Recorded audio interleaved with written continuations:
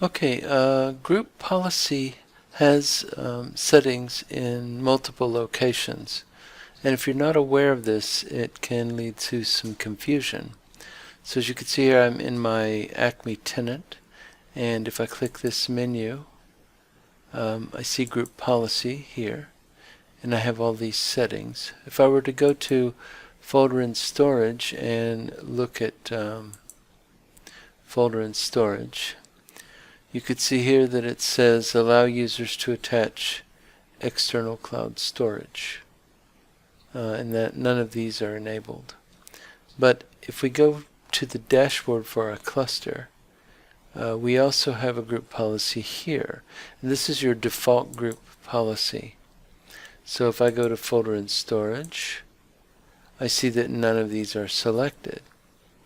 But if I were to go ahead and, let's say, disable the trash can and don't show folder, user doesn't have read permission. Let's see, and don't show team folder, that the user doesn't have read permission to the underlying folder. So if I selected a few of these and hit save, and then I went back to my dashboard and then went to my tenant, then we go back into their group policies, you'll see that those are now checked under the tenant. But the tenant can override this. So I can come in here and say I want this to be disabled and this to be disabled, and it's okay that the trash can stays enabled, and I hit save. Now I've overridden those original settings. If I go back to the dashboard and to the default policy, you can see that those are still set here, and it could cause some confusion if, for instance, you had created some settings here that you wanted to apply to your tenants, but then your tenant manager overrode those settings and modified them.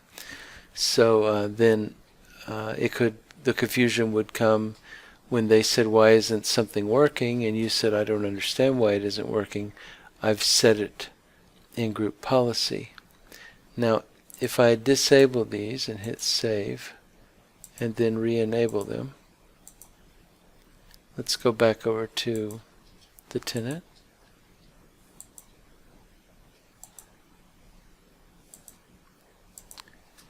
And we could see that those have been re-enabled. So you can also override those settings again by disabling and re-enabling them for your tenants. And then any tenant that had made a modification, well, it could be set back to what you wanted them to have as the cluster administrator.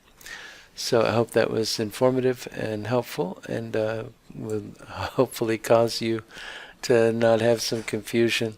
But it is nice to know that you can override in both directions, just in case your tenant admin has set some things that have caused problems and you need to revert back to your default settings. Okay? So check out some of our other tutorials, and I hope you have a great day. Thank you.